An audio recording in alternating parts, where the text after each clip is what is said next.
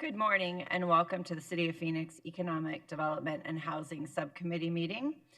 I call the meeting to order at 10 a.m. on this beautiful Wednesday.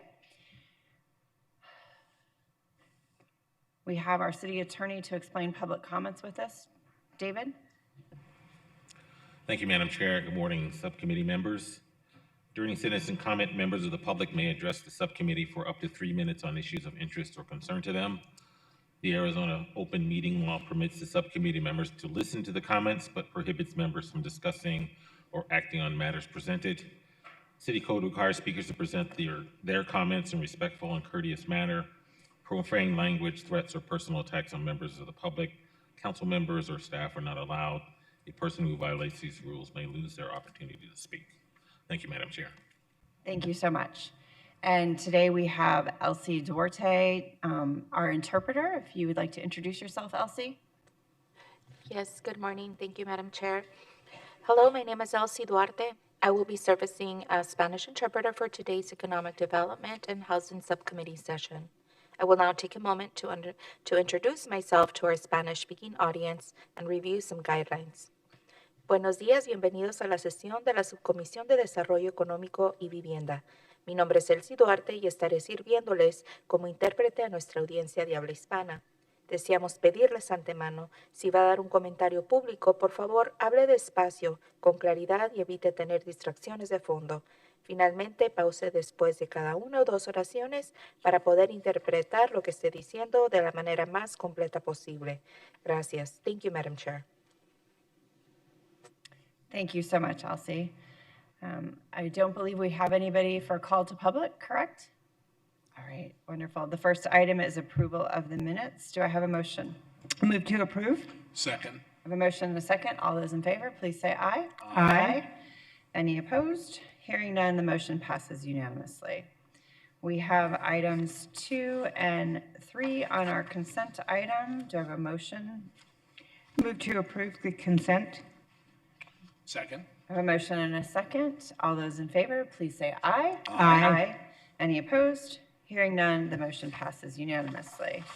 Items 4 and 5 are for information only. However, do members have any questions? Okay.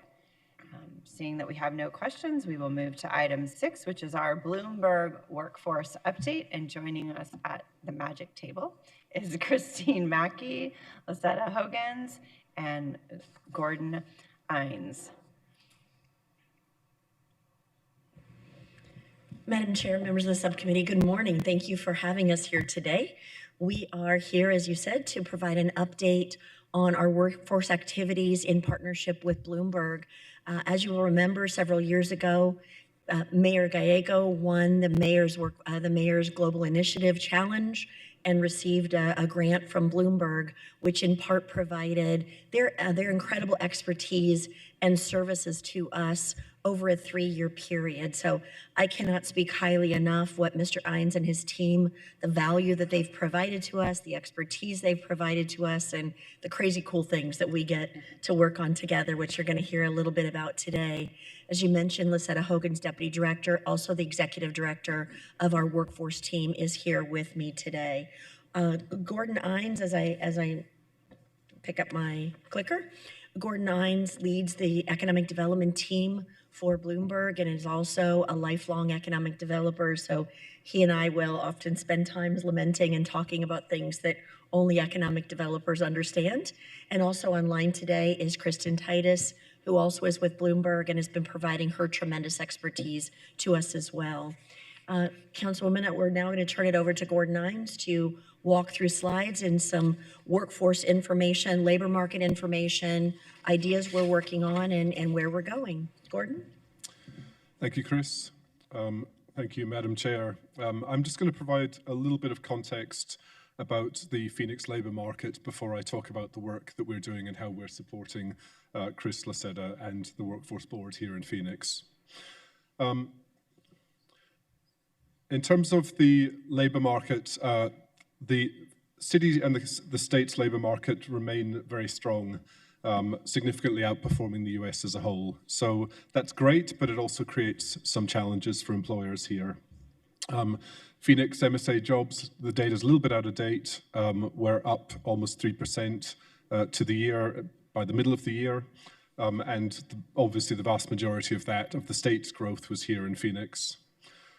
We're forecasting that job growth will continue to be strong going forward, and again will outpace the United States as a whole.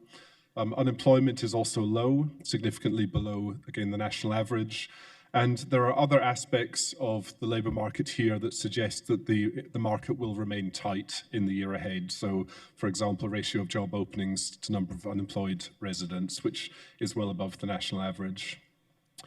In addition to a tight market, we also, employers have challenges here in Phoenix in terms of skills and skills mismatches in different areas. I've just provide a couple of slides here. Firstly, for IT, for the information technology sector, and then for manufacturing. Too many applicants for IT jobs are lacking skills that employers say they want in areas like leadership, communications, operations, some of the soft skills, but also in terms of some of the harder skills, things like sales, AI, certain computer science qualifications. And that is true across all industries, and it's by no means unique to Phoenix. It's a challenge, particularly as industries are changing very rapidly, as skill needs are changing very rapidly. It's an issue across the country.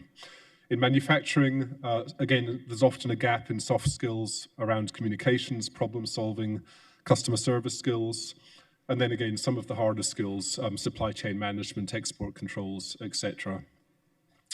And those are some of the issues, the challenges that we've been trying to address and how we've been prioritizing the support that we've been giving to the city and to the board. What that leads is to headlines like this, where employers struggle to fill positions. Back in the fall, Phoenix's employers had about 162,000 vacancies unfilled.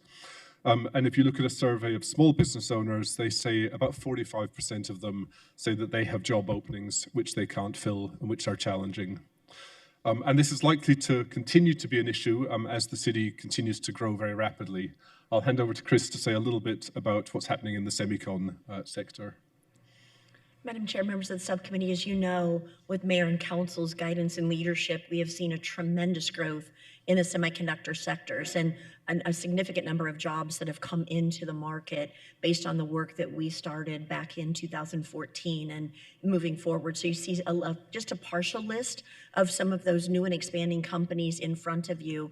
As you know, we've had great success in creating not only a semiconductor training program through our community college system, which is a rapid start semiconductor, getting somebody initially into the fabs to work as technicians. But under Lisetta's leadership, we've also been able to create the country's first registered apprenticeship training program in semiconductor technician. So we have seen tremendous semiconductor sector growth. We'll continue to see that. We've got a number of projects we continue to work with that highly likely that they will call Phoenix home in 2025. So this will, with Bloomberg, with our workforce team, and with economic development, this sector will remain a keen focus, not only in attractions, but in workforce development.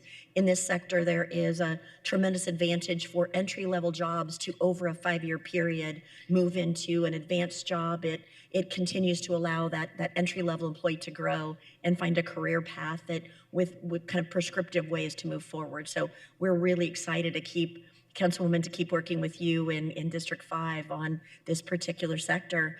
I'm now going to turn it over to Lisetta, and she's going to walk you through some other workforce options. Lisetta? Thank you so much, Chris. As Chris has shared, we have had the pleasure of being able to be the first in the nation to establish the advanced manufacturing, specifically in semiconductor apprenticeship program. Since then, we've actually created 2 more apprenticeship programs to expand opportunities for individuals, residents in the community, and our employer partners. And we couldn't do this without the help of our Phoenix Business and Workforce Development Board, which is pictured here that you can see. These are all of the wonderful people. We have a 25-member board that really represents 51% business, workforce partners, economic development partners, as well as education partners and labor organizations. And we couldn't do this without them. Working with Bloomberg, one of the key factors that they've shared with us is that our board is really top-notch notch in the nation as it leads our efforts in workforce development with the city and also in partnership, of course, with everything that we do in economic development. We really lean into employer-led, data-driven decisions anytime we're working on any initiative around economic development and workforce development. And so it really helps us to build a stronger economy for Phoenix and also for our residents and specifically our youth in our community. So I'm just going to go over a few things here and how we're working to change residents' lives with our workforce board. So as Chris and I shared, we're sponsoring registered apprenticeship programs. We have 3 currently under our belt. Our goal is to continue to grow this opportunity for employer partners and our residents. We've hosted over 210 hiring events, and we've actually served over 2,000 participants through our Arizona Works City of Phoenix locations, and that's inclusive of our job centers and our youth providers. So we have a strategic plan that really is embedded in everything that we do in economic development. We have our economic development plan, as you all are very aware of, that's really embedded into what we do in workforce development. And so it's a 3-year plan, and we've kind of adjusted some of our timelines with our strategic plan. And so I'm happy to say that taking the steps to strengthen our workforce development system was one of our initial goals, and we've done that through the board generating what's called a community of practice, which is really leaning into workforce partners that may not necessarily be contracted by the board to provide workforce services, but are doing awesome work in the community. And so we're going to continue to use that community of practice. We also have employer partners represented on there as our conduit. Bless you. As our conduit to be able to broker those relationships and really have our ears to the ground as to what is happening in our community. We've taken the steps to really work on working with these organizations, and that really kind of goes along with item 2 here. What's underway is to really work on developing more investments. How do we look at other funding opportunities to support the workforce initiatives that we have currently outside of the federal funding that we currently receive? We want to really use 2B to really impact what we're going to do in 3A here, which is really deliver a pilot and braiding funding and kind of looking at how we can scale this up. And we've paused that for now. We're going to pick that back up in 2025.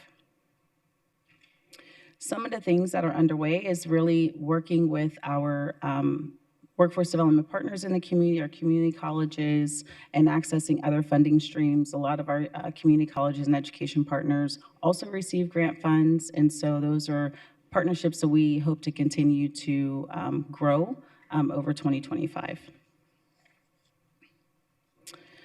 We have what's called a single front door for job seekers and employers. This is really capitalizing off of the beautiful website that we have for CED. We want to make it home to our residents and our employer partners to understand the workforce services that are available to them. We're on track to developing career pathways with our employer partners in the community and actually working on developing those workforce tools that really help us with creating common messaging for our community. We're working really closely with our marketing team in economic development to reach those communities that are hard to reach sometimes. And a lot of times it's, sometimes they're available through digital efforts, and other times we have to really just embed ourselves in those communities. We are paused right now in promoting our in-demand industries and career pathways, but that is something that we're picking up in 2025, and we've worked on a strategic plan with our marketing team to get that rolled out. And then the things that have not started, because again, as I shared, this is a 3-year strategic plan, so we've accomplished a lot within this first year. Over the next 2 years, we'll be working on looking at how we're creating training programs to really serve those more hard-to-reach communities, and also how we're going to continue on. We have like 2 more other goals that we're looking forward to over the next 2 years. And with that, I'm going to pass it back to Gordon. Thanks, Lucetta. Our support for Lucetta's team has been very broad over the last 18 months. You heard the key planks of the 3-year plan. That was a plan that we helped to develop and helped to design the first-year implementation plan. And I think what we seek to bring to this work is our experience from our own work in cities, but also the experience we have from a whole range of different cities across the US and around the world. And so bringing that good practice around how to engage employers, how to make sure that a very complicated workforce system is coordinated and is responsive to the employer needs. How to reach job seekers where they are, particularly young people post-COVID who may have disengaged from workforce opportunities, how to get them back into the workforce and to identify the right career pathways for them. A piece we would like to talk about in a moment is around fundraising, a real opportunity, we think, for the city here to put more funding into workforce without actually having to put it in necessarily through municipal funding. And that's an area, again, where we've got quite a lot of experience working with other cities. So, as I said, we helped to do the planning work, working with Lucetta and her team. And then we've also been supporting on a number of those areas in the 3-year plan. Helping to set up the community of practice that brings together key employers and make sure that the training providers are being responsive to those employer needs, their skills and hiring needs, and making sure that the providers are delivering candidates that those employers want to hire. The big piece of work around the career pathways that is underway at the moment, particularly in the semicon and manufacturing area. And again, identifying as part of that, what are the minimum requirements for entry-level positions? A lot of employers complain that graduates are not work-ready, and so really understanding what does work readiness mean for different employers and understanding the pathways, particularly for new entrants or people returning to the workforce to become work-ready. And then a piece of work around defining good jobs. This is something which we know is a priority for the mayor, understanding what does good jobs mean here in Phoenix, not just in terms of prevailing wages, in terms of benefits, etc., but also work conditions, particularly obviously with the environment here. And so doing a piece of work with employers to encourage them to understand what a good job is for a resident of Phoenix and encourage them to sign up to that. We're also doing some initial initiatives that weren't in the plan but have come up as real priorities moving forward. One is understanding AI's impact on the labour market. This is changing very rapidly. We had a convening recently with the GPEC organisation and with some of their members to understand what it means for them in terms of their workforce, in terms of their hiring needs going forward. A lot of organizations, including my own at Bloomberg, are implementing different AI platforms. That's changing the skills needs of our employees, but also changing the needs of who we need to hire going forward, and changing the shape of the organization as well. So understanding what that means for the city, for the board, and how they need to respond to that. Lucetta mentioned the digital front door. I won't say more about that.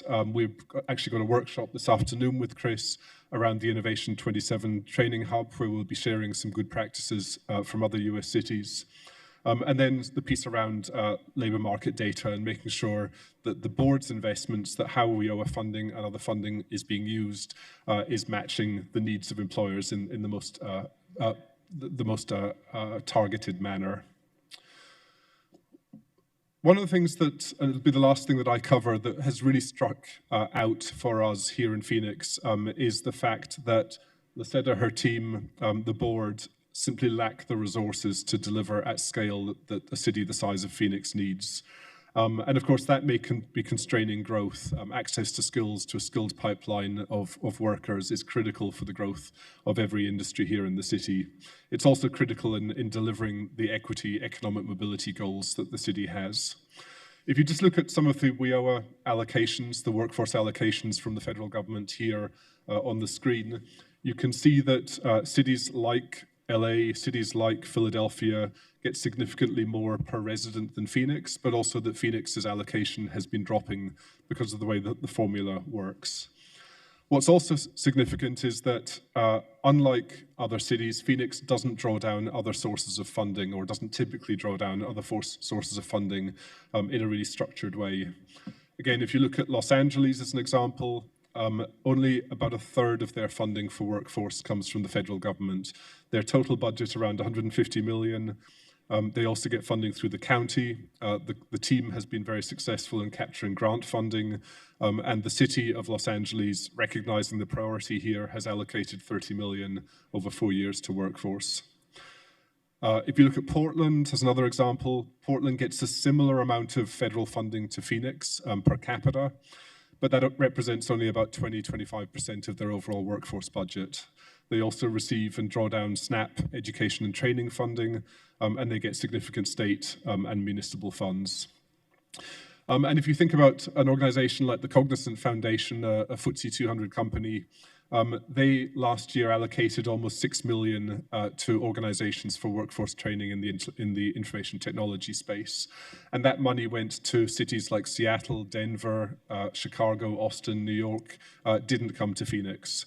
And so one of the things that we think is a real priority, and we may be coming back to council next year, is to think about how this team can put in place a fundraiser and can help to draw down additional funding sources. And we think, and our experience here at Bloomberg is at the moment, the city is probably leaving money on the table that it should be drawing down. So that will be a priority for our work with Chris and with Luceda at the beginning of next year.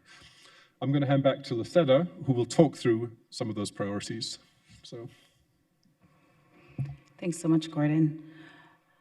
So, as Gordon eloquently outlined, our funding in WIOA has consistently decreased, but it has not stopped us from doing the impactful work that we've been able to do with our funding sources through WIOA. So as a part of Next Steps, we're going to continue working with our job seekers and lean into those strategies I had reviewed with you as a part of our board strategic plan. We're really going to work on continuing those connections that we have with job seekers and getting them connected to employment opportunities, meaningful, good job opportunities in Phoenix. We want to really expand our focus on our emerging industries for Phoenix, and that's including advanced manufacturing, semiconductor, as we shared, as well as addressing our workforce needs and ensuring that our residents are being trained and upskilled in employment opportunities that will lead to high wages and sustainability for themselves and their families. We're going to continue researching other funding opportunities. This is definitely a goal that Chris and I has made for ourselves for 2025. Just given the decline in our WIOA funding, we want to look toward other grant opportunities as we're permitted. Sometimes we're limited to that because we are a municipality, but we do want to do better partnerships with corporate and philanthropic organizations in that space so that it will help us to bridge those opportunities. As we move forward, we want to look at, as Gordon had shared, fundraising and looking at other funding sources. And of course, we want to continue utilizing our mobile career unit. This has really been an asset project for the city and also for workforce development and how we're able to reach our residents so intimately and employing them and providing them good jobs and employment opportunities in our community.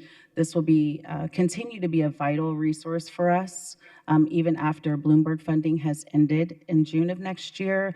Where our plans are to really lean into the funds that we have available to continue this project moving forward. And so with that, I will pause and pass it over to Chris. Madam Chair, members of the subcommittee, as I said, we're excited to be here to talk to you today. We'll be back to you again next year at this same time to talk about the efforts with Bloomberg and the City of Phoenix in 2025 that really will revolve around getting ahead of artificial intelligence and job training and redeployment in those jobs affected by artificial intelligence being deployed in certain sectors and industries, the partnerships, the training, and hiring of our citizens with our employers here in Phoenix. That'll be another major priority of ours in 2025 is to even more strongly partner with our existing employers to bring them into training and hiring, kind of that thought process of moving our workforce forward. So, Madam Chair, with that, we're happy to take any questions you might have. Thank you all. Vice Mayor? Thank you. Thank you. Going back to slide 11, that was pretty impressive. amount of participants and amount of hearing events. Could you expand a little bit about how you get the word out on these hiring events? And then perhaps how can we as council members help you get the word out? Happy to answer that. Thank you so much, Councilwoman. Our marketing team in the Community Economic Development Department has really been a strategic thought partner for us. We use social media. We have our Phoenix Workforce Coalition, which is our community of practice that really has those workforce partners, like I shared, that are not necessarily contracted to provide workforce services, but is a part of their work that they do for the community. So we really share through our education partners, our labor organizations. When we have the opportunity, we always want to provide that information to our council districts, especially if it's, falls within your district, to share with your constituents as well. That's great, very helpful. Do you ever get involved with the school districts with it? Perfect. Yes, we do. Yeah, we do. I figured you did, but I thought I would ask anyway. Well, I'm very impressed with all the work that's been done, and I appreciate the help that we've gotten from Bloomberg. I'm hopeful that we can continue to expand our job growth in our city, and I think we really are an emerging city when it comes to technology. So thank you, and thank you, Madam Chair. Thank you, Vice Mayor. Councilman Robinson? Madam Chair, thank you very much. And I'll echo the Vice Mayor's comments with regard, this is an exceptional and truly informative presentation, so thank you for that.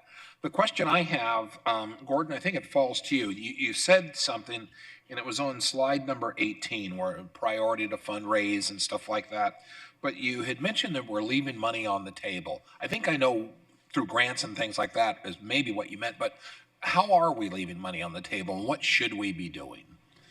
So I think the Cognizant Foundation example is a good example there, where the organization put out calls for people to submit applications. And Chris and Lacetta's team just don't have the capacity and a fundraiser to be able to respond to that. My own organization, Bloomberg Philanthropy, provides a lot of funding, again, for universities, for workforce training, again, challenge funds, etc. Chris mentioned the original funding that you secured from Bloomberg. There's many organizations that provide this funding and that want to engage with cities and to channel that funding through a 501c3 nonprofit organization within the city. So getting that structure set up and having the fundraiser who can go out and build the relationships with the foundations, with the nonprofits, and with the employers. Organizations like JP Morgan Chase and others, again, provide a lot of funding for workforce training. And so having someone who can lead that work and who can really make it simple for the employers, for the foundations to channel their funding to Phoenix rather than elsewhere is the priority going forward. So, thank you very much. That answers the question, and thank you, Madam Chair, for the time. Thank you, Councilman Robinson. And so I'm going to piggyback on his comment, and people in the room who've worked with me know I'm not very patient. So you said you were going to come back and talk about this funding person next year. Why aren't we looking at it sooner? Madam Chair, as we look at as we've been working with Bloomberg on this, so really identifying it, revealing kind of the funder that could work for the city that could do that activity was something we just come up with very recently. So when we say next year, I'm not more patient than you are, and so we don't mean fiscal year 2025. We mean as in like 3 weeks from now, 2025, as in calendar year. So we will be back with you. In fact, we're going to have another meeting right after this meeting to talk about how we could move that forward and bug Deputy City Manager Chan about that very quickly. And worth adding, my colleague Kristen Titus, who is listening to us but not in the room, has got a lot of experience on both sides of distributing funding and also fundraising, and so she will be training up that person once we identify them. So. Excellent. I guess I should have asked for clarification, because you're right. When you all said next year, I was actually thinking like next year when you came back to visit me, not even the fiscal year. So 3 weeks is exciting to know that we'll be talking about this and moving forward, and that we have someone to train them. I appreciate all the work that you have done and the help that you've given the city. It is so exciting to know that we're reaching out to so many different areas in our city and trying to get folks into these jobs. So thank you for all that you've done and for your report today. We look forward to hearing more in the future. Thank you.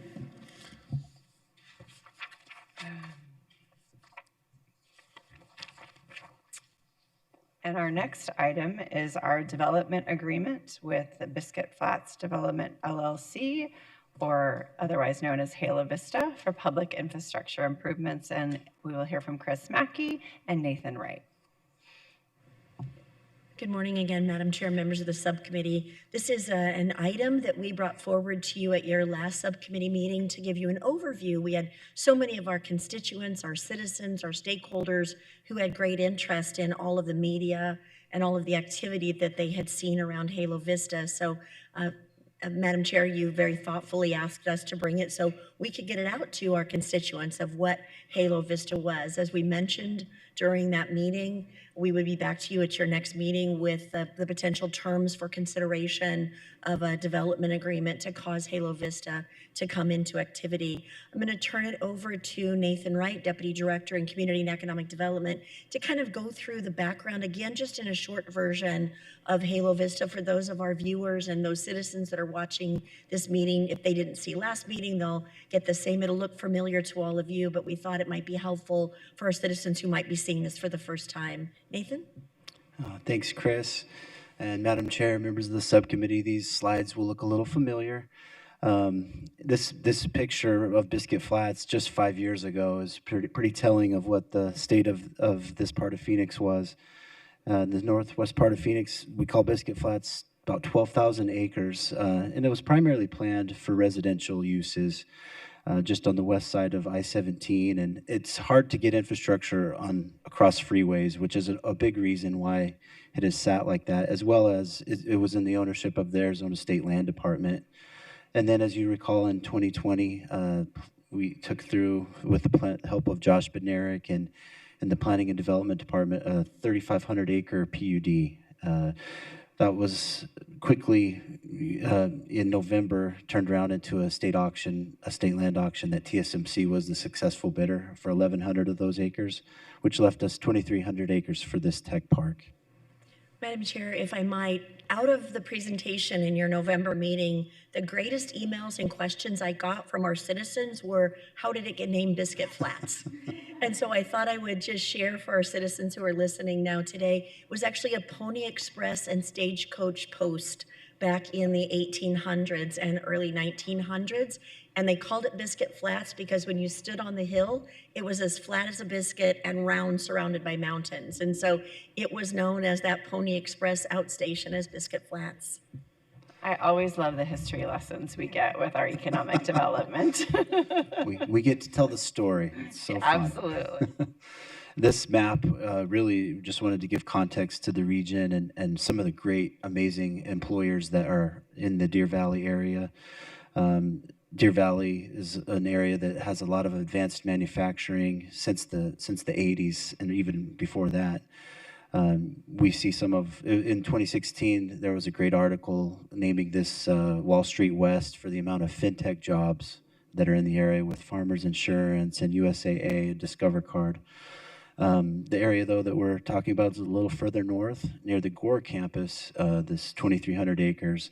And over the past 5 years, we've seen an explosion in activity and advanced manufacturing with different suppliers really coming to this area around Deer Valley. This is in October, the MAC Group had a great event, and they named this Halo Vista. It was, you can see the halo around TSMC, and we'll get into some of the details here. But we just want to take some time to thank the Arizona State Land Department and their partnership. This was not possible without them. We had a great relationship with the MAC Group with a supplier auction in 2021. They did a great job, and they were a natural fit and fit the mold of what we needed, which was a developer very sophisticated that could pull off an auction like this. But we also once they became the applicant, our work really started. And I just want to take some time to thank some of the city departments under the direction of Deputy City Manager Alan Stevenson. We have been meeting over the past 3 years, almost weekly, with the Water Services Department, Streets Transportation Department, and Planning Development Department, really culminating in May to this auction that MAC was the successful bidder. And we have Craig Hinnig from the MAC Group, seen pictured here. He's here in the audience today. And we really, that was we started working even more from that point. So we've been meeting very regularly with them, working out the details of what we're here to talk to you about today. And just in review, this will be just really quickly what Halo Vista is made of. 12 million square feet of industrial and build-to-suit. We call it the Forge. It is ideally situated for advanced manufacturing. It has redundant power, it has redundant gas and water, and it, you know, we'll see some, we think that we can land other prime users in this area, but we'll also see support uses that will flock to this area. A lot of you can imagine what it takes to run these fabs 24/7, and they need to have the parts very available on hand. So you'll see a lot of the parts that will help TSMC be stored here, as well as the employees that will be able to come to the fabs quickly. It's a large area, and we're meeting with another group tomorrow for the second time about some land in this area. So it's very attractive to a lot of the different people that we've talked with. 3.5 million square feet of research, Flex Tech office. It's called the Sonoran Oasis Research and Technology Park. This is, we don't see a lot of office buildings being built, but we think this is a prime area for the research and development, even chip design that will take place. Some of the sophistication that you see in the engineering that goes behind these chips is this could also be lab space for biomedical and biodesign. Over 500,000 square feet of retail.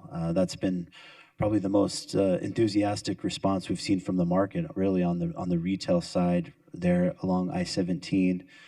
There's a lot of demand, even for the homes and the residences that have been there for years on the east side of I-17. Then, of course, the Auto Mall, ideally situated in the northeast corner along I-17 and Carefree Highway. Space enough there for up to 10 dealers. Could be a little more or a little less. And then we have space for residential, medical, educational uses. The MAC Group has worked with the Deer Valley Unified School District, with Honor Health Campus across the freeway. We think this is also ideal for medical office buildings. And all that really totals up to 30 million square feet of development. It's amazing. It will be a hub of industry here in the Southwest United States and across the country, and estimating that at 62,000 jobs at full build out. Some think that's a little low. It could be up to 80,000. But with that, I'll turn the time over to Chris. Madam Chair, members of the subcommittee, as Mr. Wright spoke about, we are a team that likes to underpromise and overdeliver. So the economic impact models do show 80,000 jobs, but our model, which is much more conservative, shows 62,000 jobs at ultimate build out. So this is, as Madam Chair, as you know, from the release event and now from the global press that has come out on Halo Vista, this really is a city within a city. It's going to be amazing. So as you can imagine, this is a very complicated project. I'm so glad Mr. Wright thanked our fellow city departments and others in the leadership of Deputy City Manager Stevenson, who's really been helping us overcome some great challenges that happen in these larger development areas. And with all of that work together, staff is proposing the terms of a potential development agreement for the consideration of council that would reimburse MAC for part of the public infrastructure that they work to create. Our proposed deal terms as they exist is MAC would design and construct all of the public infrastructure on the site that would include the typical streets, landscape, curbs, medians, sidewalks, art, traffic signals, street lights, water, wastewater, infrastructure. And it would be not just these streets, but the predominant arterial streets in the area are 43rd Avenue, 51st Avenue, and Dove Valley. As this council will remember, as a city, as part of the program to bring the $65 billion of TSMC into this market, we did build the first phase of the streets as TSMC was under construction. We built 43rd Avenue to Dove Valley. We built 51st Avenue to Dove Valley, and we built Dove Valley on a portion of Dove Valley, not all the way through. MAC would pick up and build the balance of those arterial streets, as well as the collector streets that you see in the rendering. Remembering that's a conceptual rendering, depending on Mr. Wright and his team and who they deliver in partnership with MAC on the site, those roads would adjust, but the arterials would stay where they're at today. They would also design and construct the required flood and drainage mitigation that's in this area. This is in the wash area. The 404s do alluvial fans over the entire area, and we, under Eric Froberg, our city engineer's leadership, we captured in temporary basins to build TSMC. This would now go into the permanent solution for everything from 74 to the south. The next set of deal terms is the pressure on the developer would be they would need to obtain their first building permits within 24 months from the authorization date. They would convey the rights of, yes, ma'am. Vice Mayor. I don't know how to put this. I know we've been having some difficult times with building permit processing in times. If they go beyond the 24 months, but it's not their fault, is there some way that you can monitor that? And is there something that's written in to protect that? Yes, ma'am. Madam Chair, Vice Mayor Stark, what we've done is if it's not their fault, we can give them an additional 24 months on top of that 24 months, just in case there will be a lot of federal work that happens on this site with floodplains and others. So if it's not their fault, we can give them an additional 24 months. Thank you for that clarification, Vice Mayor, and Chris said that is incredibly important. They would convey the rights of way on the public streets at no cost to the city. And that is not a reimbursable cost. That is something that is required of all developers that build in the city of Phoenix. They will follow Title 34, just as though Phoenix were building the streets ourselves. We are proposing that the deal terms be up to 25 years. And what I mean by up to 25 years is if all the infrastructure has been built and we've reimbursed them all of the infrastructure that they have had at year 17, it would terminate at year 17. From the city side, we would reimburse the approved public infrastructure from the eligible general fund portion of the sales tax solely created by the project. It's very important to note a couple of things for our citizens. There are no other taxes, so our citizens' taxes will not go into this. This is revenue that's created by the developer or its tenants on the site itself. Secondarily, it is only the general fund portion. Our restricted funds, which build our streets, our T2050, our public safety funds, and our parks preserves initiatives are not eligible to be included in those reimbursements. Those will stay with the city for the intention at which they had. And again, up to a 25-year term. It's also important to note, we do expect this infrastructure, and again, this is a very rough swag while we're working through water and wastewater infrastructure, while we're working through physical infrastructure on 2,400 acres. As you can imagine, over the 24 years, this could move into billions of dollars, somewhere between $1 and $2 billion.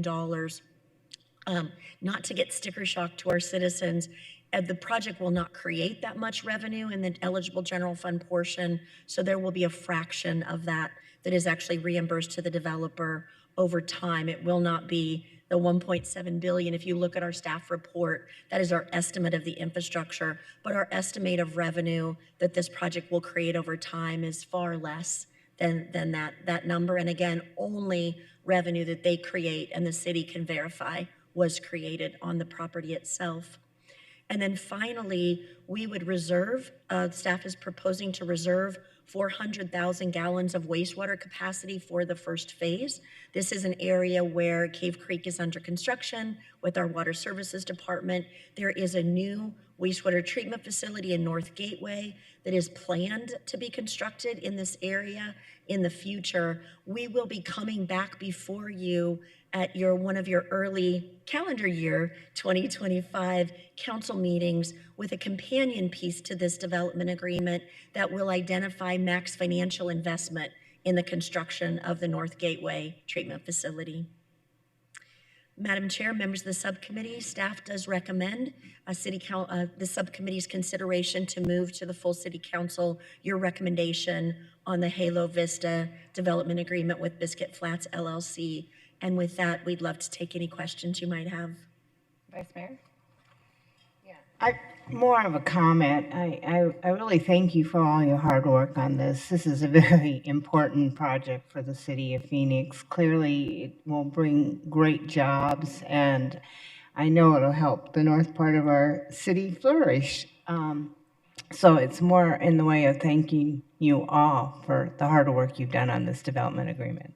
Madam Chair, Vice Mayor Stark, thank you so much for your kind words. This one was a team sport for sure. Across all city departments, this would have not happened had it not been, going back to the beginning when Josh Benarek took the lead on zoning for 3,500 acres and we couldn't tell him who the tenant was. Councilman Robinson? Thank you, Madam Chair. The question I have, and it's, we talk about history, history is a great teacher for us.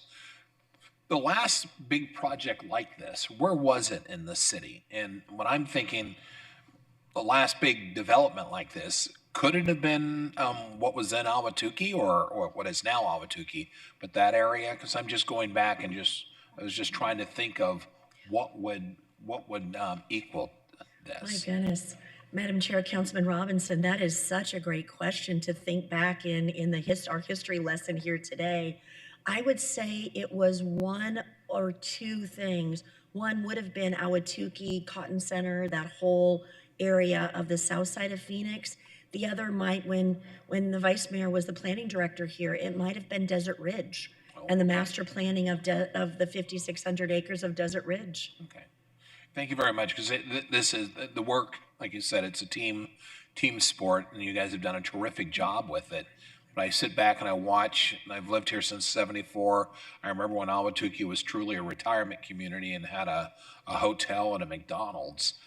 But there was a plan to expand it as what is happening here. So I was just more curious about that. But thank you very much for the response. And Madam Chair, Councilman Robinson, just a thought on that. You think of those two as being, thousands of acres of master development, but none of those had the estimated projection of 62,000 jobs that would be on that campus at ultimate build out. And I might add, I think you guys have done a much better job, and it's not disrespectful for folks who did this before. That was back in the 80s and such, but you've done a masterful job of, I think really looking ahead and understanding what the cost might be to the city and how can we defray some of those. But you did a great job. Thank you very much for the time. Madam Chair, thank you for the time. Can I do a little trivia? Of course, Vice Mayor. So when Ahwatukee expanded, I was a planner one at the city of Phoenix, and Caterpillar was actually the property that was rezoned for the rest of Ahwatukee. And in my hands, I held a rezoning application check for $45,000. It was a cheap thrill. But I will tell you, it was the start of really expanding Ahwatukee, and it is truly a community within the city of Phoenix. I have several friends that live in Ahwatukee, and it's just a whole different world. They love it. So it was a pretty darn good development. Madam Chair, I'll add to your trivia question, your history question there. So Ahwatukee was originally offered to the city of Chandler to annex into the city of Chandler because it was right across the street. And Chandler said no. And Phoenix stepped up and said Phoenix would take it as its annexation. Mayor Jerry Brooks, who was the mayor at Chandler at that time, decades later, mentioned to me that was his greatest regret as mayor, was not annexing in Ahwatukee. Well, just in case you ever need to learn about Phoenix or state of Arizona history, you should tune into the Economic Development and Housing Subcommittee meetings. It is wonderful, all the institutional knowledge that we have, not only on our committee, but on the staff here. And I too just want to say thank you. The infrastructure requirements to make that part of our city successful are ginormous, to use a word that I'm not sure I could find in the dictionary. But I do appreciate your leadership, as well as the work from our city engineer, our streets, all of our deputy city managers, water, planning. This truly did take everybody coming together. And sometimes we get in our silos. And so I'm thankful also to city manager for stepping in when we needed some help over a couple of barriers. But thank you all for coming together and making this happen. I think I could probably ask for a motion to approve. I would be happy to make that motion to approve. And a second? A second? All those in favor, please say aye. Aye. Any nays? Hearing none, the motion passes unanimously. We look forward to seeing you at a future city council meeting for this item. Thank you so much. Do we have anybody for call to public? Well, do we have any agenda requests from? Well, with that, it might be a record. We are adjourned.